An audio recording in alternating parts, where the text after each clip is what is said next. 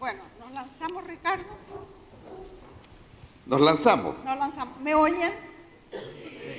Yo tengo mal karma con los micrófonos, así que seguro que va a fallar este. Bueno, el protocolo exige que a los presidentes y a los expresidentes se los trate de una cierta manera, de usted, para empezar. Pero nosotros nos conocemos de toda la vida, somos de la misma generación, aunque yo me veo mucho mejor, por supuesto. Eso está a la vista, ¿verdad? Sí.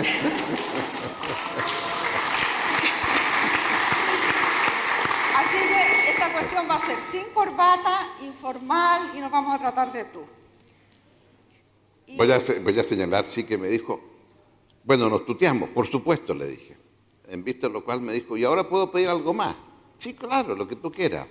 Sin corbata, por favor. Y aquí estoy. Sin corbata, porque si no yo tenía que vestirme elegante. Y pensé que era mejor que no. Bueno, yo me leí este libro con muchísimo interés en California, donde vivo, y me llegó con un PDF y lo tuve que imprimir. Y era de este volado. Casi me muero de susto, pero me entretuve muchísimo con el libro. Y yo creo que ustedes también se van a entretener mucho con el libro. Tú dices al principio que no es una historia política de Chile, pero claro que lo es. Son 50 años, los primeros 50 años de tu vida, y la primera parte es muy personal, pero el resto es la historia de Chile, una historia que todos estos cabros chicos no vivieron, pero que nos definió como país, en muchas formas. Y tú fuiste criado por una mamá viuda y tías que no te mimaron. Te criaron por presidente, pero no te mimaron. La idea era estudiar, sentido del deber, sentido del honor, nada de andar quejándose. Así me criaron a mí también, en un país austero, una clase media, republicana, laica. ¿Cuáles son los valores de hoy? ¿Cuáles son los valores del Chile de hoy? ¿Tienes nostalgia por esos valores que fueron? Bueno, yo creo que efectivamente lo que traté de hacer en esa parte, cuando estaba terminando me di cuenta que en verdad yo nací el 38, esto fue hasta el 88, el triunfo del plebiscito, y por tanto 50 años. Y que esos 50 años de mi vida se dividían en 35 en un sistema democrático y 15 en dictadura. Y lo que trata uno, supongo que ese es el sentido, es cuál es el ambiente en que uno surgió, se crió, nació, se formó. Y lo primero que a uno le salta es, bueno, un sistema republicano, la democracia era un dato. Estaba escrito, era un dato, no se discutía, era así. Después uno descubre que la democracia es muy parecida al aire. Cuando es puro, limpio, el cielo se ve azul, es un dato. Usted no anda por la vida diciendo qué feliz soy, vivo en aire puro y cielo azul. Cuando deja de serlo y estamos en medio de la polución y no vemos nunca el cielo, ni tampoco la cordillera de los Andes, entonces sí se extraña aquello. Los primeros 35 años eso, es un mundo republicano. En las partes ahí pongo un tema de algunas frases, ¿no? Entonces la primera frase que se me ocurrió para la parte de la infancia y juventud, una frase que mi madre me decía cada 3 días, saque usted un cartón y llegará a ser alguien en la vida. En aquellos tiempos puse, porque ahora no estoy seguro. Y también, por cierto, es producto del Chile de esa época. Una educación fiscal, Manuel de Sala, Instituto Nacional, y la universidad. Claro. Y la universidad no se discutía en mi casa, es la Universidad de Chile. No había discusión ahí.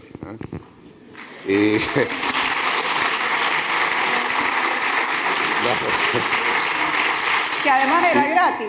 Y luego se educaba gratis, además. Claro, y luego entonces, claro, el rector de la universidad, Juvenal Hernández, había que inclinarse en mi casa porque si no era... Entonces, claro, es formas de entender una forma de país. Y eso es lo que trato de explicar ahí. ¿Pero tú crees que esos valores siguen existiendo?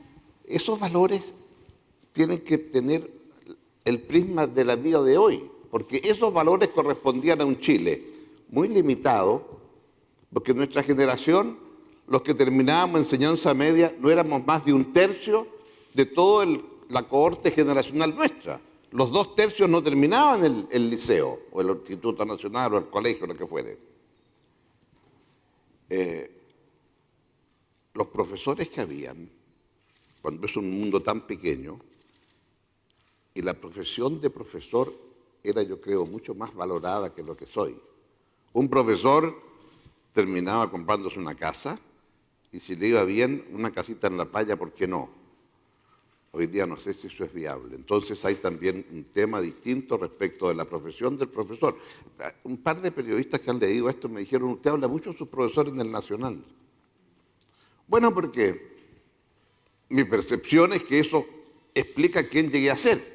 Y aquí tengo uno, ¿no? Don Patricio Elwin, que fue profesor en el Nacional. Eso significa que este caballero debe tener como 100 años más o menos. Sí. Pero, un milagro que esté aquí don Patricio. Pero bien conservado, ¿eh? No peleemos, don Patricio. Yo sé que usted tiene unos pocos años más que yo, pero le falta todavía mucho para llegar a la centena.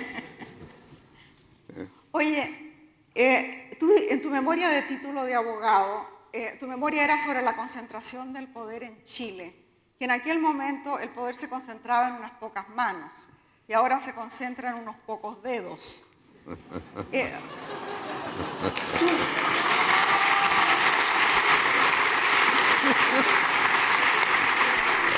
¿Tú nos podrías resumir más o menos en qué consistió esa memoria que causó sensación? Una memoria de título que causó sensación. Bueno, me significó... O sea que empezaste a ser famoso temprano. Lo que pasa fue que la memoria la hice a partir de yo era ayudante de Alberto Baltra. Entonces él pasaba a los grupos económicos en Estados Unidos a partir de una investigación que se había hecho en la época del presidente Roosevelt, después de la depresión de los años 30, 38, 39. Bueno, y en Chile no había nada de eso, y se me ocurrió que a lo mejor se podía hacer algo parecido. Y trabajé en hacerlo, en fin, una pequeña investigación de los directorios de las empresas entrelazados y qué sé yo. Y eso es lo que salió como la memoria, y llegué a la conclusión que eran 13 o 14 principales grupos económicos. Y cuando se publicó eso, y un artículo y cosas así, me acuerdo que salió un señor que no creía en eso, y dijo que los grupos económicos eran un invento mío.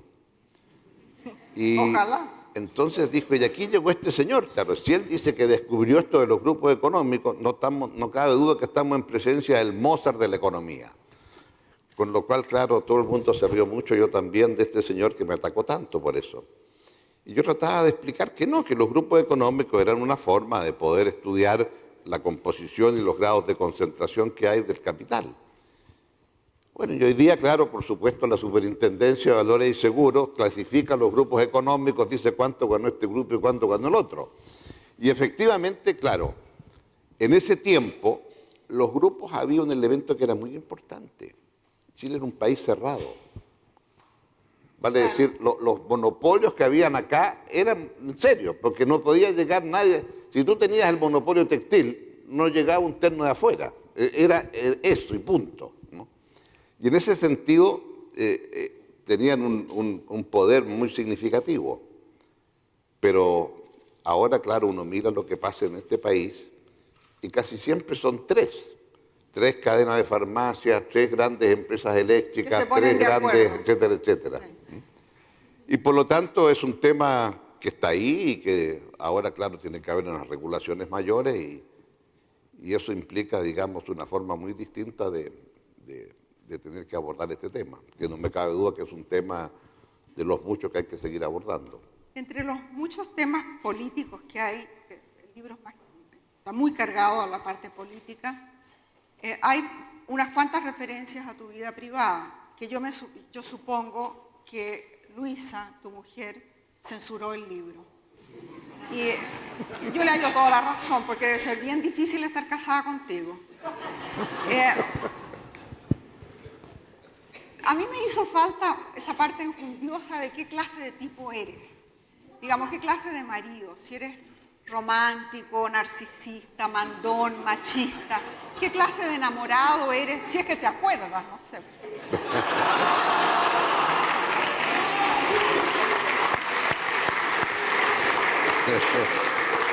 De partida, ¿está la Luisa aquí?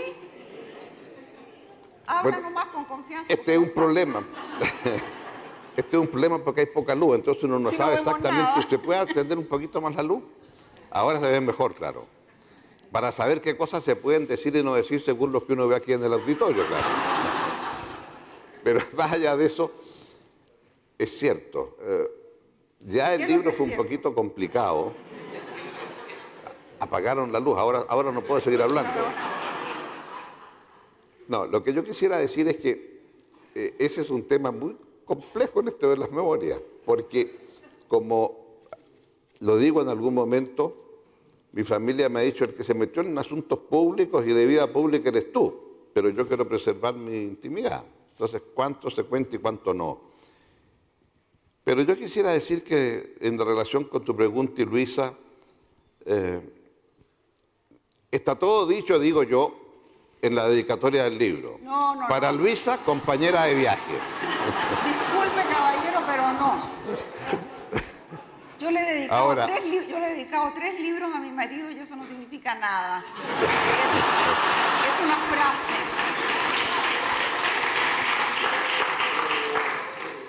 bueno, no sé qué va a tener que hacer para dedicar el próximo libro. pero efectivamente, en el caso de esta vida, el haber tenido una familia, un hogar, como se configuró, un hogar un poquito difícil, ¿verdad? Porque comenzamos con los tuyos, los míos y la nuestra, ¿no? Claro, que es la Pancha. Entonces, ambos tuvimos un primer matrimonio que nos fue bien, y a partir de ahí entonces recuerdo una conversación de Luisa con una invitación que nos hicieron los amigos jesuitas. Y se le preguntaron a Luisa qué pensaba del divorcio. Entonces yo era candidato. Y yo iba a empezar a responder y ellos dijeron, queremos escuchar a Luisa. Y Luisa es una pregunta muy directa. ¿Por qué ustedes no creen que es posible que en el matrimonio también exista una segunda oportunidad?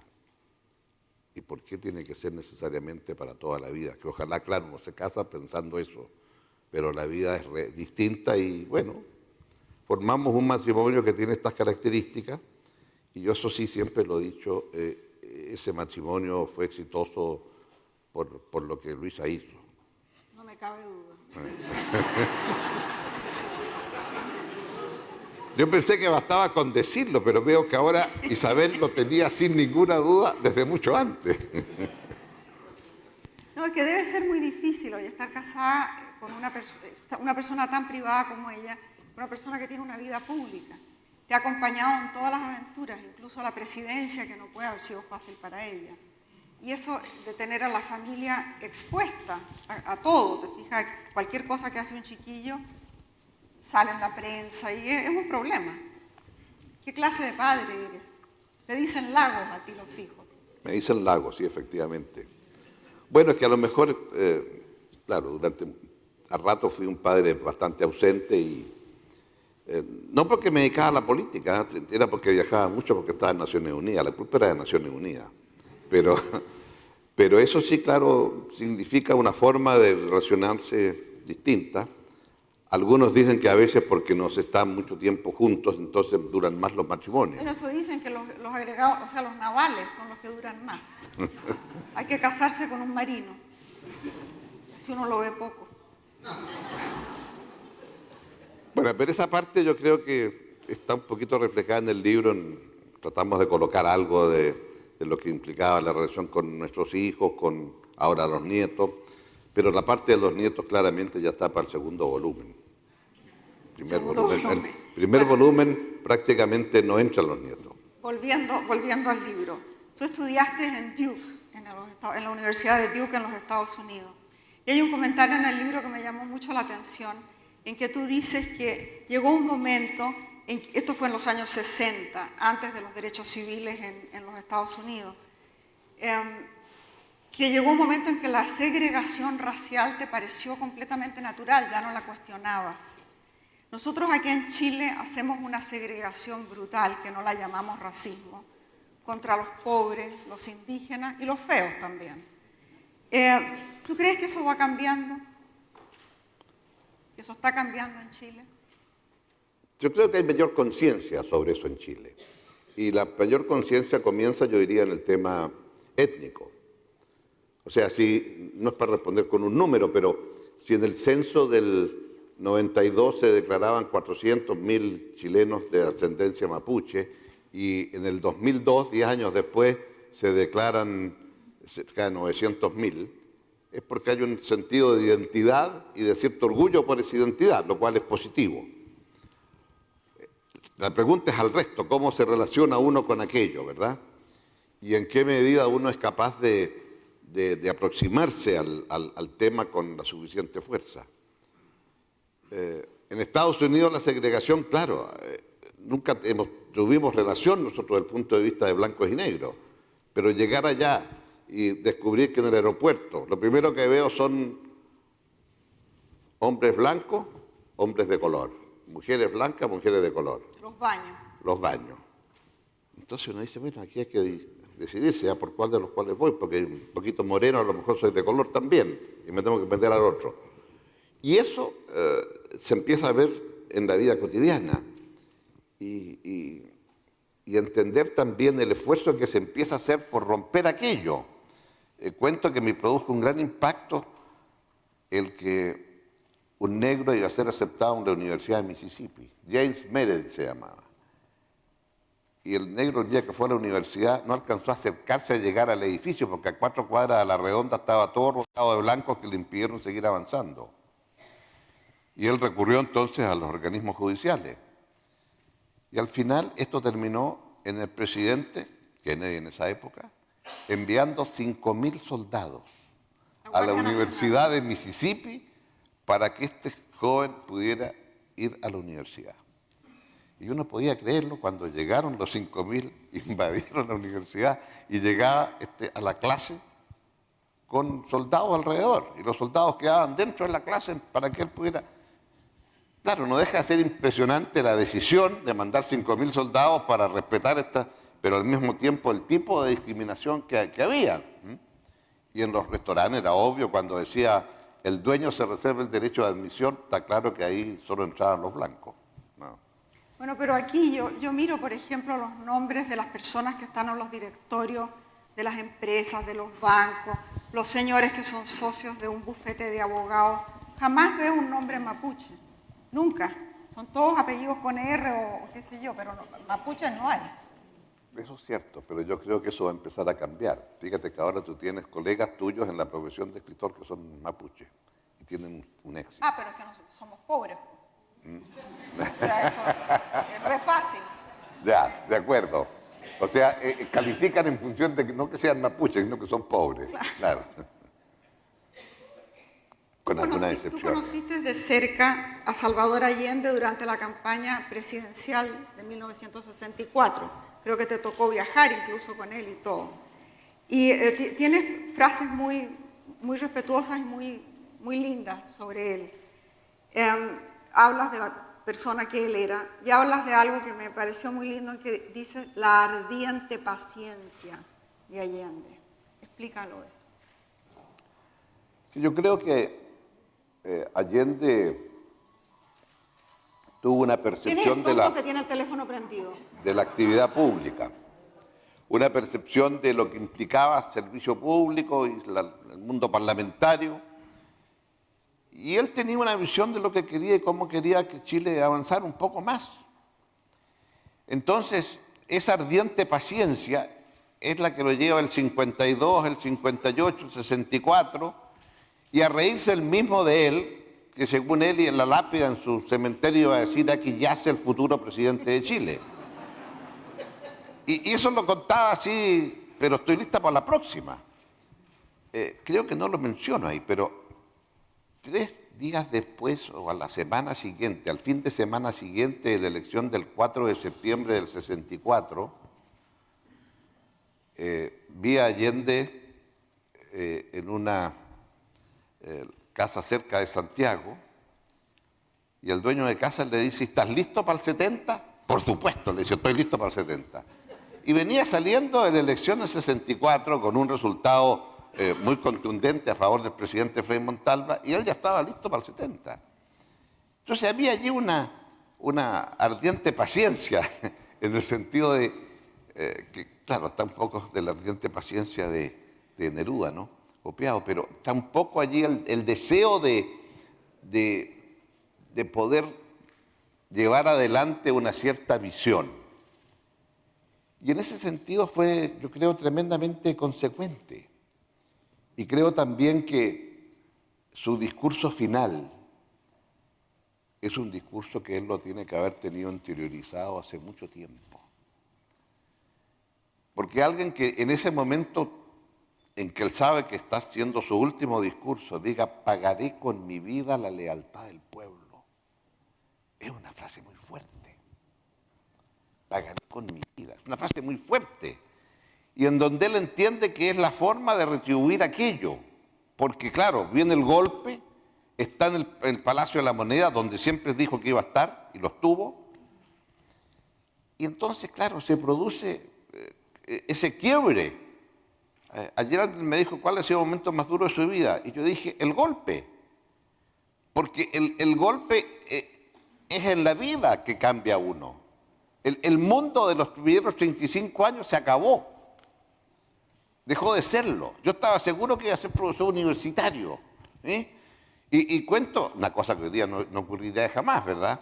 Que llegué a Chile de Estados Unidos y decidí que debía entrar al Instituto de Economía de la Universidad de Chile y no sabía dónde quedaba el teléfono, lo vi en la guía telefónica y pedí hablar con el director, era un señor Carlos Massad, pedí hablar con él y a las 3 semanas estaba trabajando en el instituto. Estaba escrito en la Constitución, según yo, claro, que usted tenía derecho a estar de profesor en la Universidad de Chile, si tenía, etc.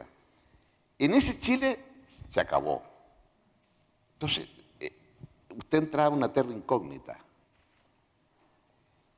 Y claro, hay otros momentos muy dolorosos en lo personal. Cuando supe que mi primer matrimonio había fracasado y la separación inevitable. Pero ahí creo que hay un antes y un después.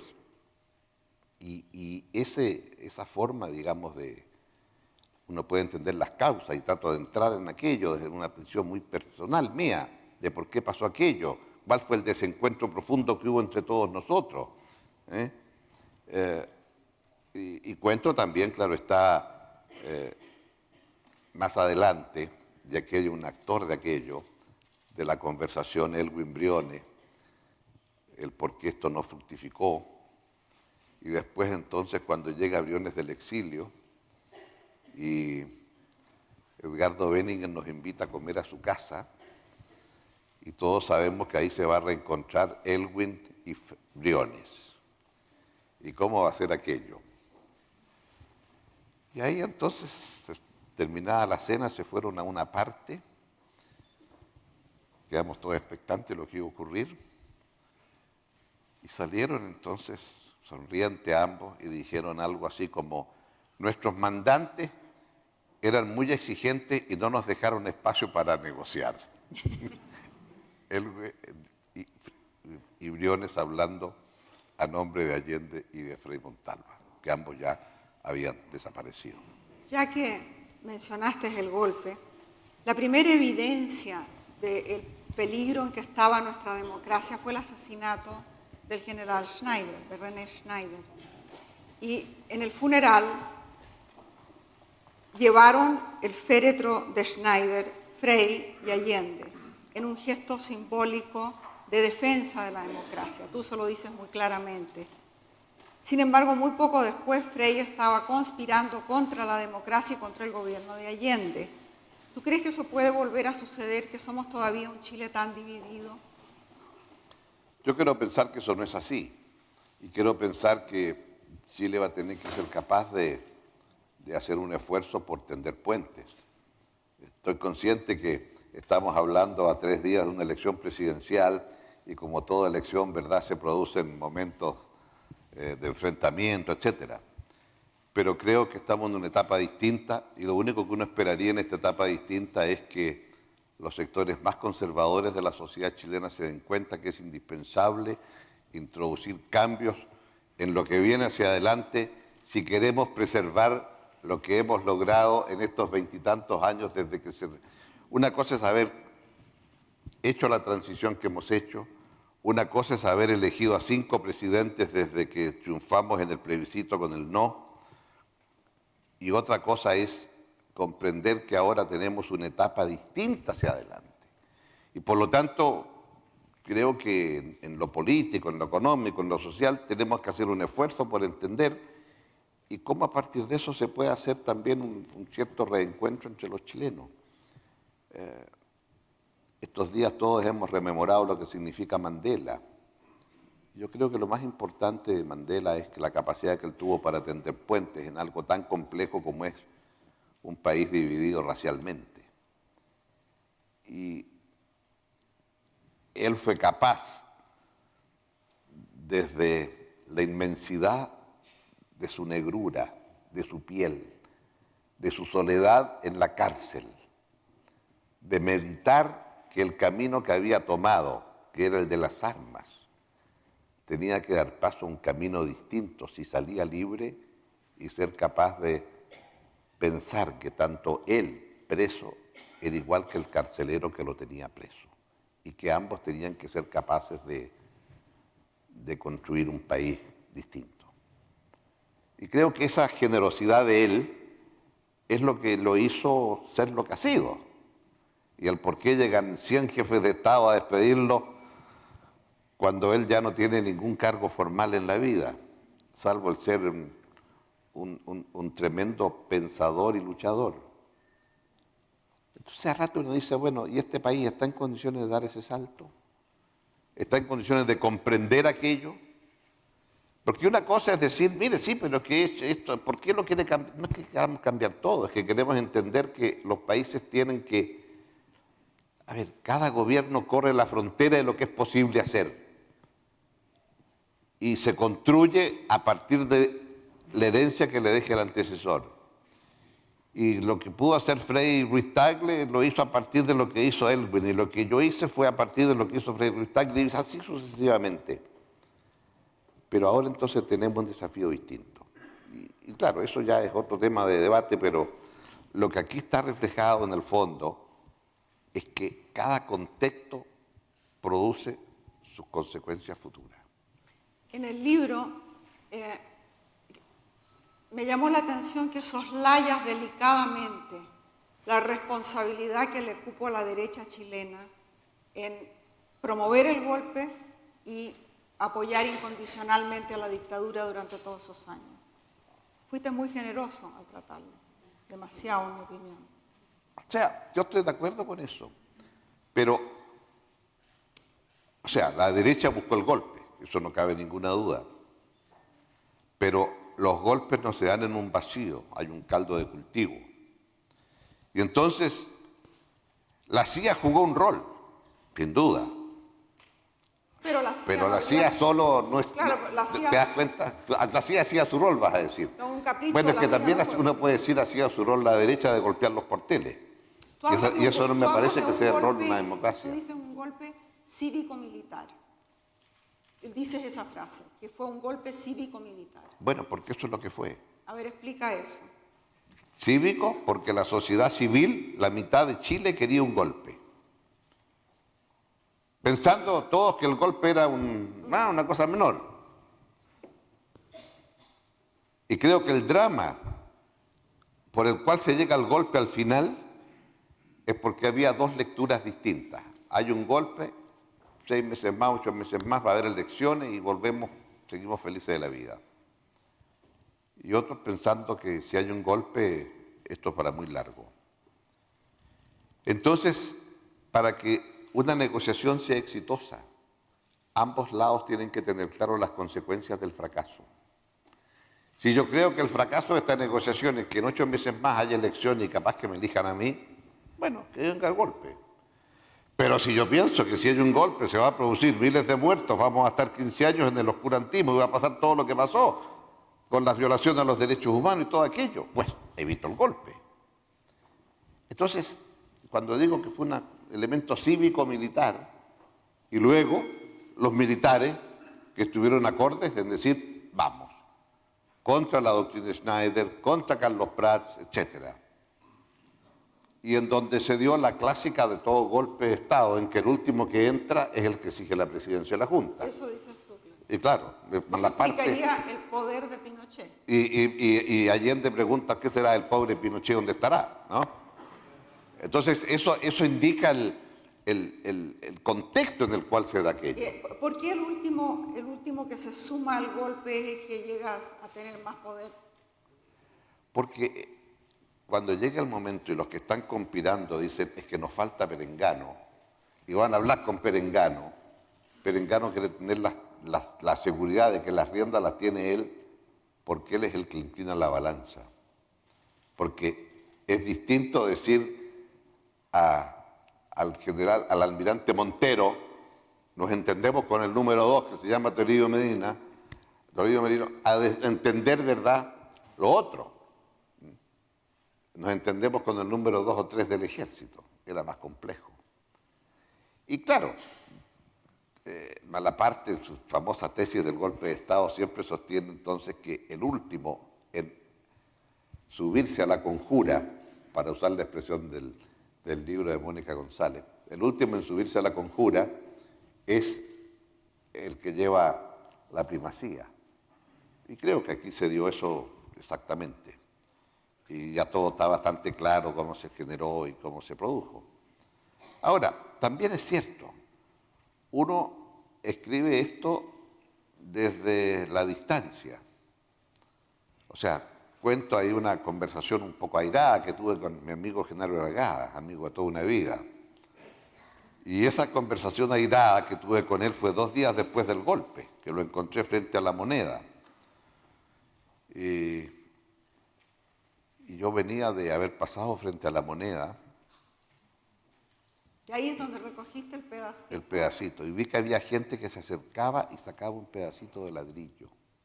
De la moneda bombardeada. De la moneda bombardeada.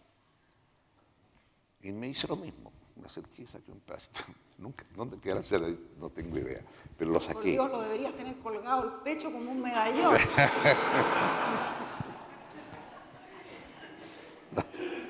Pero fue...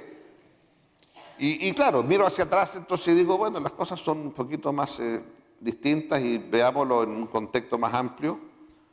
No se trata de olvidar, ni mucho menos, porque la memoria es muy importante en la historia de un país. Pero sí creo también que cómo se hace ahora para reconstruir. Y después, claro, después viene la otra parte, ¿no? De cómo se resiste a la dictadura, cómo se hace y cómo se produce y bueno. Bueno, yo me fui de Chile porque no pude seguir viviendo aterrorizada. Y tú y otros chilenos que se fueron y volvieron o que se quedaron, fueron capaces de combatir a la dictadura desde adentro. ¿Cómo se hace para vencer el miedo? Para actuar porque a ti te amenazaron, te llevaron preso, te pasó de todo. ¿Cómo hace uno para seguir adelante a pesar del miedo? Bueno, lo que trato de explicar ahí efectivamente es que el tema del miedo es el tema más complejo y difícil. Porque el miedo es un instrumento tan importante para que una sociedad esté acallada. Lo segundo que trato de explicar es que como estaba todo prohibido, entonces era posible seguir pensando un poquito. Y es una parte un poquito aburrida, no es que las otras sean muy entretenidas, no, pero esta es un poquito más aburrida que el resto. ¿Esa es tu parte aburrida del libro? Que tiene que ver con cómo se va produciendo la renovación del pensamiento del mundo nuestro, del mundo de izquierda, del socialismo, por así decirlo. Que parte con analizar por qué nos pasó lo que nos pasó, pero también tiene que ver con qué es lo que le ocurre a un núcleo político cuya inmensa mayoría de su dirigencia es una diáspora y termina en el extranjero, y en el extranjero entonces está el mundo detrás de la cortina de hierro, está el mundo, y ahí cuento las reuniones que hubo, por ejemplo, en Chantilly y en Bordeaux, con el exilio, y uno podía entender, estos que son los que vienen de Estocolmo dicen esto, y los que vienen de Roma dicen esto otro, y uno podía ver el pragmatismo de los que venían de Alemania y qué decir. O sea, cómo el lugar desde donde usted mira a Chile le empieza a permear su forma de mirar a Chile. Y entonces tenemos un núcleo político chileno que termina siendo más cosmopolita que el resto. O sea, eso sería la parte buena. La parte buena del cuento, claro, era la beca Pinochet que decían. Pero esa parte yo creo que también hace Chile un país más amplio. Y las discusiones internas entre nosotros. ¿Por qué digo esto?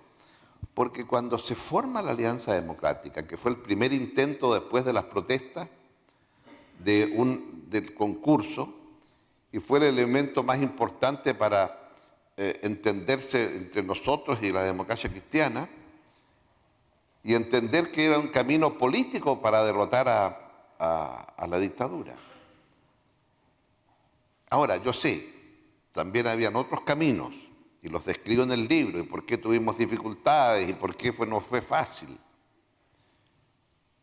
Todo confluyó, y al final todos terminamos inscribiéndonos en los registros electorales y votando.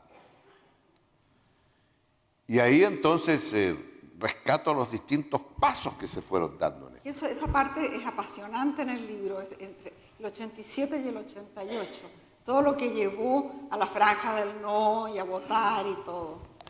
Y, cualquiera que ha vivido en este país sabe que si hay 3 personas en una pieza hay 4 partidos políticos. Sin duda. Entonces, eso de unir a toda esta chimuchina, este enredo que había y formar el PPD, eso fue muy interesante en el libro.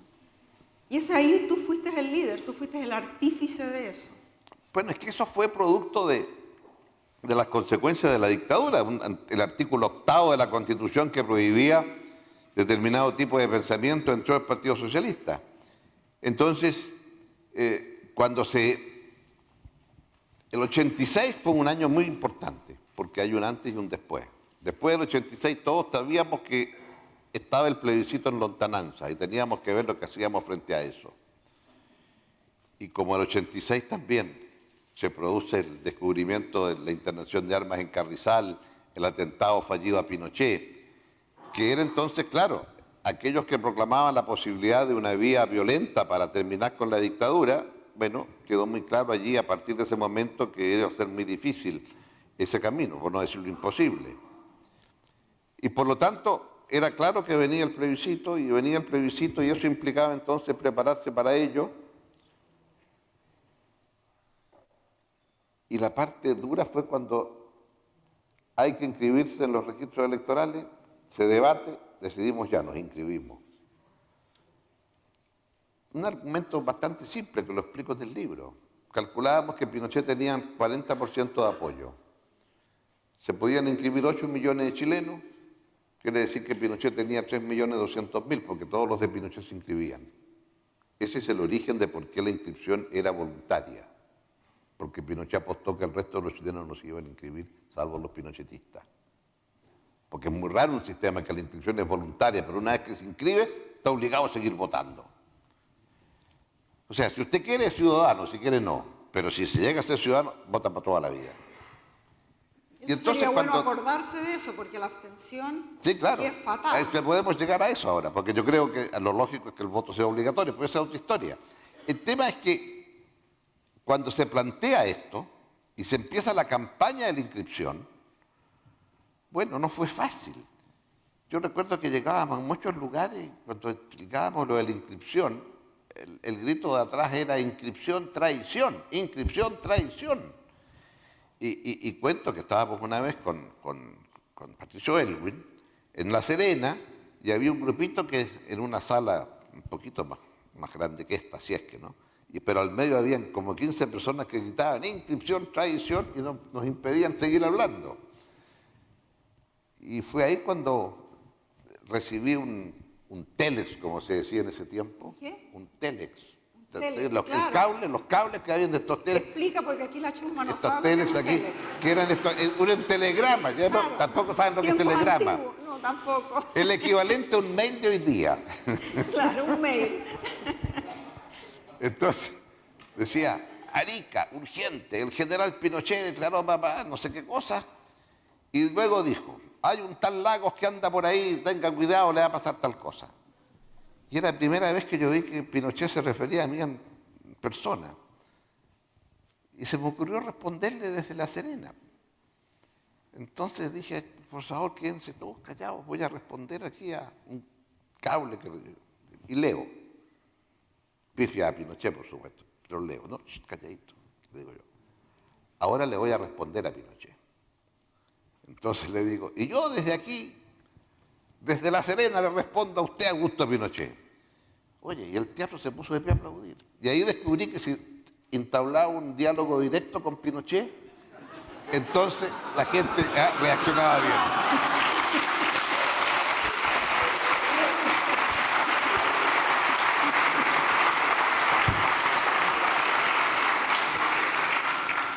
Y aunque me salte una parte, viene al caso hablar del dedo de Lagos. Tú tienes fama de enojón y siempre apuntas con el dedo para enfatizar las cosas, ¿no? Pero la mayor parte de la gente que menor de 50 años aquí no sabe lo que eso significó, el dedo de Lagos, y cómo eso pasó a ser un símbolo en Chile y una cosa extraordinaria, porque esta gente no ha vivido en el miedo, no sabe lo que eso fue. Yo quiero que tú cuentes ese episodio. Bueno, es que el origen es La Serena. Pero hice lo mismo que en La Serena, la diferencia es que en televisión sería más grande. Pero todo es relativo, porque efectivamente lo real, y lo explico en el libro, ¿no? Nosotros cuando nos preparamos para ir a la televisión, había estado antes el Partido Radical, había estado antes el Partido Demócrata Cristiano. Recuerdo el impacto, cuando fue el Partido Demócrata Cristiano fue el presidente del partido, que era Patricio Aylwin, y fue Alejandro Foxley. Y Alejandro acuñó la cita de los 5 millones de pobres que había en Chile, y eso produjo un tremendo impacto y revuelo, porque lo decía en televisión directamente. Y después entonces, claro, nos preparamos mucho, y en la tercera parte, lo más importante que íbamos a hacer era una denuncia, que el plebiscito del año 80 había sido con fraude. Y que ahora entonces, para impedir que en el plebiscito no hubiera fraude,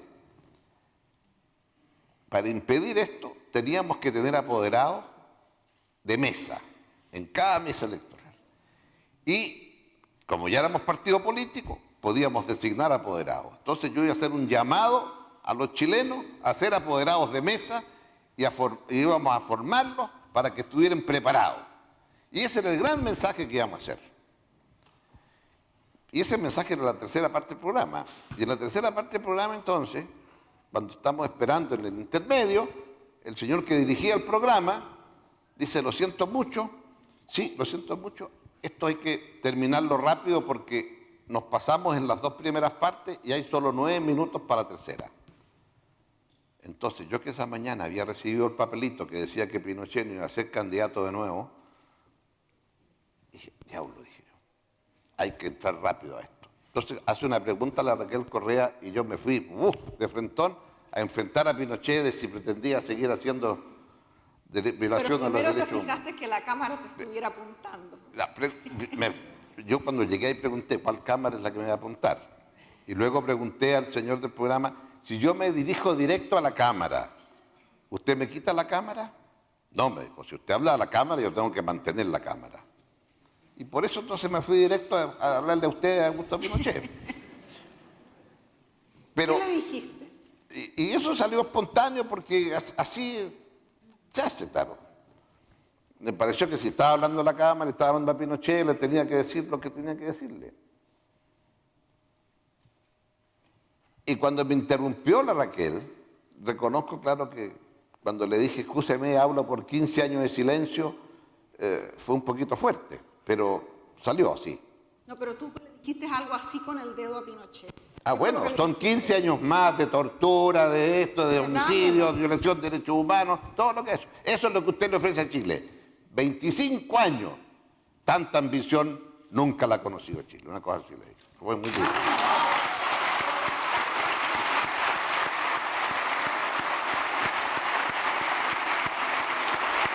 Bueno.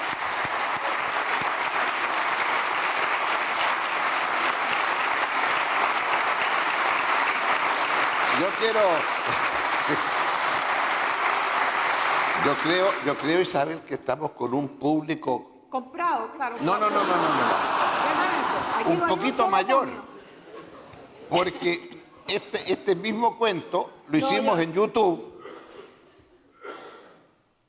comiéndonos un asado en Caleu, y se acercó uno de los nietos, oye, abuelo, ¿qué es este cuento del dedo? Entonces, bueno, muy fácil, mira, vamos aquí a YouTube, porque en YouTube está, ¿no? Entonces nos metimos ahí, todos se pusieron ahí, y la expectación en mis nietos fue tremenda. Ahí estaban, ansiosos a ver lo que el abuelo había hecho. Silencio. Vieron aquello. Me miran. ¿Y eso fue todo, abuelo? Ellos lo que vieron fue una pelotera en televisión. Y pelotera en televisión hay todos los días. Entonces, ¿cuál es la gracia de aquello? Bueno, ese es el tema del contexto que hay en unas memorias, ¿verdad? ¿Cómo usted transmite que había miedo? Esa es la verdad. No, miedo paralizante, o sea, era un país callado, un país silenciado. Y la gente no se atrevía a nada si te podían meter preso porque andabas con barba. Imagínate en la televisión apuntar con el dedo y decir lo que tú dijiste. Me hubiera gustado verle la cara a Pinochet en su casa. Me habría encantado. Bueno, a dicen... la Lucía Iriarte. Eso habría sido genial. Dicen que estaba mirando la televisión y que le habría dado órdenes al general de sacar los tanques. Y en general a los presidentes no se les dice nunca que no, y menos a los dictadores. Entonces, que el general le habría dicho, a su orden, mi general, saco los tanques. Entonces el otro le dijo, proceda. Y él le dijo, ¿y a dónde los llevo?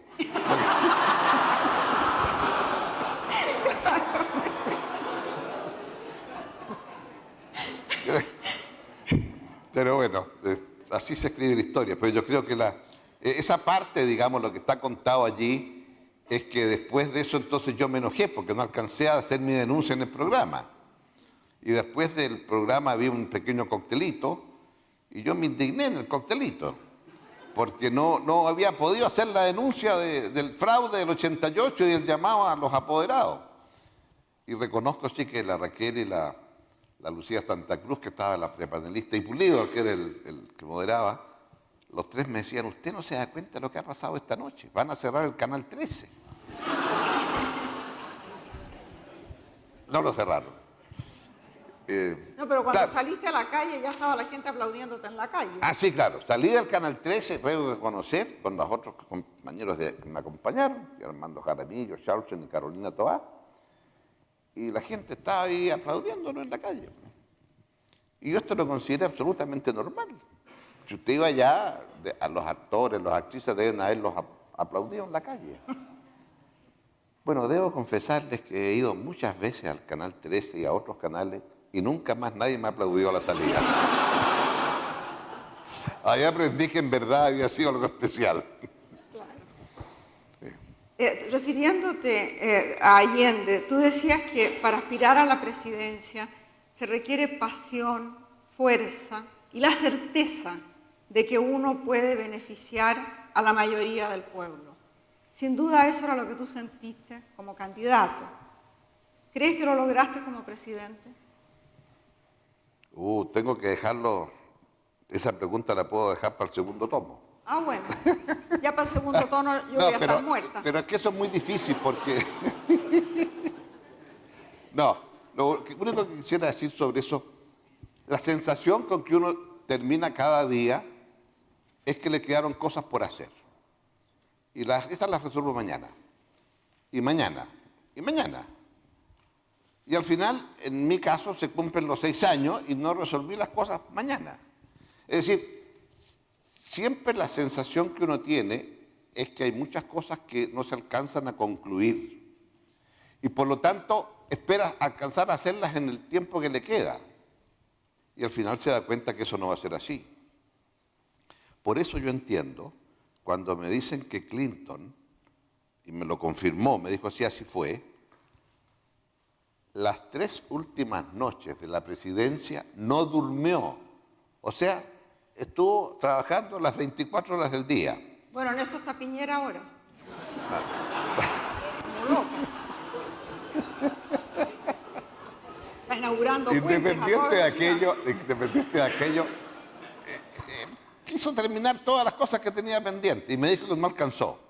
No sé cuáles fueron las que quedaron pendientes, francamente, pero de qué tipo. Pero en todo caso, la real respuesta es no alcancé a hacer todo, porque eso es lo honesto. Ahora, otra cosa es si las cosas que usted prometió más importantes las alcanzó a realizar o no. Bueno, a veces no te dejan también, pues. Claro. No hay la posibilidad de hacerlo. Claro. ¿Qué es lo que le pasó a Obama? Bueno, que claro, el famoso dicho, otra cosa es con guitarra, ¿verdad? O sea, cómo usted obtiene las mayorías necesarias para. Pero también ahí hay un tema, es que,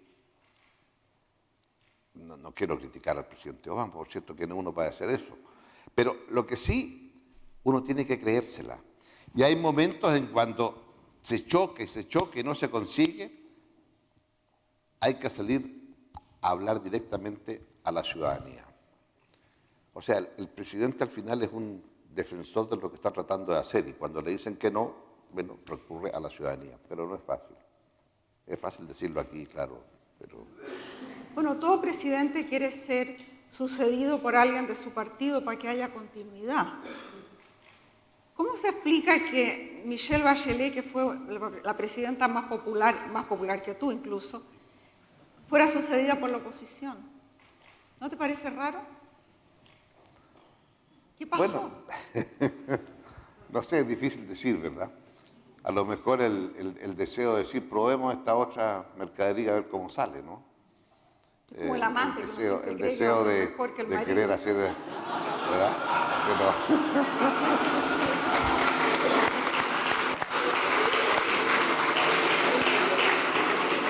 Pero efectivamente, ¿verdad? En un gobierno, el ser podido que lo suceda a alguien de la misma coalición es el deseo de todo gobernante democrático, ¿verdad?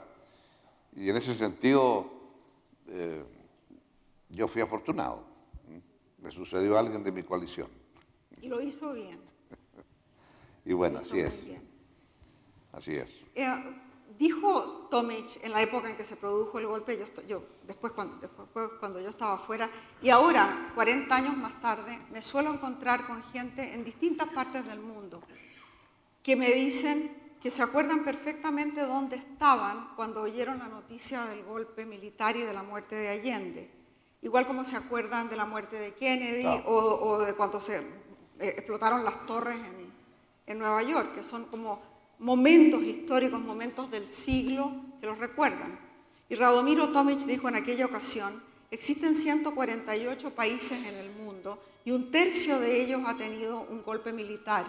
¿Por qué el de Chile produjo tanta conmoción internacional, tanta solidaridad también? ¿Por qué nosotros fuimos tan especiales? Este último país en el culo del mundo donde no había pasado nada que afectara al resto del mundo. Yo creo que tiene que ver con las características del intento que se hizo, de por la vía democrática llegar a una sociedad que podía apuntar hacia el socialismo y que eso en un instante fracasó. Ese planteamiento, pregunta de Tomic, me impactó recientemente, yo no había tenido ocasión de ver eso. Se publicó un texto que es una recopilación de grandes pensadores respecto de lo que ocurrió en Chile en ese momento y que lo publicaron en distintos diarios del mundo. Entonces hay un Paul Sweezy, hay un Berlinguer, hay un Ralph Miliband, el padre del actual primer ministro de Inglaterra, que era un pensador laborista muy importante, Maurice Duverger, el cientista político francés, y todos estriban, y uno se pregunta, bueno, ¿por qué todo ese conjunto de pensadores reaccionaron frente a eso? Que es muy interesante las respuestas que dan. Y todo tiene que ver con esto, que en el fondo fue un intento que capturó la imaginación del mundo. O sea que la imaginación ya estaba capturada antes del golpe. Antes. Por el proceso. Por el proceso que había aquí. Y por lo tanto la forma abrupta, además, digámoslo, ¿verdad? Hay golpes de golpes, pero un golpe donde el Palacio de la Moneda se bombardea, el Palacio Presidencial, y el presidente que está ahí adentro muere y se suicida, bueno, entonces es un impacto No es cuando dan un golpe como tanto en América Latina y al presidente que está lo suben a un avión, aunque sea en pijama, y se va para otra parte. Acá esto fue una cosa de otra dimensión. Y creo que eso es la razón por la cual se capturó la imaginación de todo el mundo. Efectivamente fue así. En este libro, que abarca tanto tiempo y momentos tan importantes de Chile y tu vida entera, hay muy pocas mujeres mencionadas por su nombre. ¿Tú crees que el machismo ha retrocedido en este país? Te pregunto porque yo llevo luchando contra el machismo desde que me acuerdo. O sea, yo creo que estaba en pañales y ya estaba en eso. ¿Cómo vamos ahora? ¿Cómo vamos? No sé. En 2 días más vas a tener una respuesta ahí. Sí, pues tenemos 2 mujeres, pero no sé, en lo privado, en la cultura, ¿tú dirías que ha retrocedido? Bueno, yo diría que hay una conciencia, esto como el otro anterior, el tema étnico, hay una conciencia mucho más grande. Yo diría también que esa conciencia de cómo se avanza. Y creo que en ese sentido es cierto, desde el punto de vista nuestro, como país, todavía no aprovechamos todo lo que hay que aprovechar de la otra mitad. Porque tú entenderás que si hay solamente apenas un 40% de mujeres de edad de trabajar trabajando, la otra mitad están trabajando, pero pueden hacer temas mucho más eficaces, ¿verdad? Y creo que eso tiene que ver también con la conformación, con cómo se corre la barrera de lo posible. Fue en estos periodos, después en donde las mujeres tienen un rol, por ejemplo, ahora en las Fuerzas Armadas. Y creo que el impacto más fuerte en su momento de Michelle Bachelet fue cuando revistaba tropas como ministra de Defensa. Y eso sí era inédito, ¿verdad? En América Latina, claramente. Y por lo tanto, ahí yo creo que hay elementos que ayudan a romper el estereotipo. Llegaron a la Corte Suprema, llegaron aquí, llegaron allá. Ahora, no obstante eso, caramba que es difícil. ¿Qué tienen los países escandinavos? No sé. Pero en el Parlamento hay más mujeres que hombres y en los gabinetes normalmente hoy ya más mujeres que hombres. Por eso funciona. Y dicen que están camino. Y dicen que están.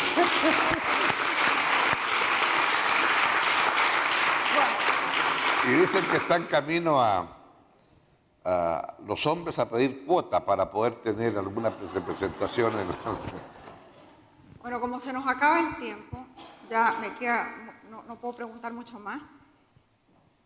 Todos los hombres, grandes y pequeños, tienen la obsesión de la posteridad. Este no es un problema femenino, es un problema de la testosterona. A las mujeres ni se nos pasa por la mente eso. Los muertos se quedan. ¿Cómo crees tú que te va a recordar la posteridad? ¿Cuál es tu legado? Yo creo que es muy difícil para uno saber qué es lo que es el legado, ¿verdad? Cómo se va a interpretar lo que uno hizo, lo bueno, lo malo, lo feo, lo que quedó pendiente. Y no sé tampoco si hay algún legado. Lo que uno trata de hacer en la vida es ser consecuente con sus ideas. Lo que uno piensa, lo que uno dice y lo que uno hace. Y eso es lo que está allí. Cuando hay una forma de enfrentar una dictadura y digo que la vamos a enfrentar de esta manera, es porque enfrentándola de esta manera creo que vamos a restablecer un sistema democrático. Y creo, a lo mejor en el subconsciente estoy tratando de crear un etos republicano de mis primeros 35 años. Y creo que todavía ese etos republicano está muy lejos en el Chile de hoy. Entonces, cuando digo que hay muchas cosas pendientes, es para ver si es posible llegar a eso, a esa sociedad con ese tipo de valores, con ese sentido de servicio público, con ese sentido de cómo se crea una sociedad donde todos tengan una igual oportunidad. Y creo que eso es lo que uno ha intentado hacer, digamos, cuando ha entrado en la vida pública. Y ojalá entonces, al escribir esto, con todo lo subjetivo que es, ¿verdad? Porque la última reflexión que quisiera hacer, y por eso digo que esto no es una historia política, hay que ser Trotsky, yo creo, para escribir la historia de la Revolución Rusa en tercera persona. O sea, la escribe en tercera persona. y explica en el prólogo, que también lo escribe en tercera persona, en el prólogo pone, el autor de estas memorias piensa, y el autor es él, está escribiendo el prólogo. Y después en la memoria hay un diálogo increíble entre él y Lenin el día antes de asaltar el Palacio de Invierno, en que Lenin le dice a Trotsky y Trotsky le dice a Lenin, y él cuenta el diálogo, es todo en tercera persona, no es él el que lo dijo, ¿no? Bueno, ¿por qué digo esto? Porque esto no es una historia, esto es la subjetividad misma de aquel que está contando. Y la forma de hacerlo fue a partir de conversaciones con un grupo de historiadores a quienes les agradezco mucho que hayan se dado la lata esta, pero fueron más de 20 sesiones de 3 horas cada una, dirigidas por Alfredo Riquelme, que algo de experiencia tiene en esto porque entiendo que trabajó también en su momento con Patricio Aylwin. Y a partir de estas conversaciones se fue transcribiendo y a partir de eso se trabajó. Y por eso al prólogo le puse lo que me dicta la memoria, porque en el fondo es lo que sale de uno, de la vivencia que tuvo en ese momento y trata de explicarla y compartirla con los que son los lectores, pero que también creo que ayuda, como muy decía Isabel, porque el contexto explica buena parte de la toma de decisiones. Y si no, le pregunto a mis nietos, y eso fue todo abuelo. Eso fue todo abuelo. Y en consecuencia, a partir de eso, yo quisiera concluir diciendo, sí, eso fue todo. Muchas gracias.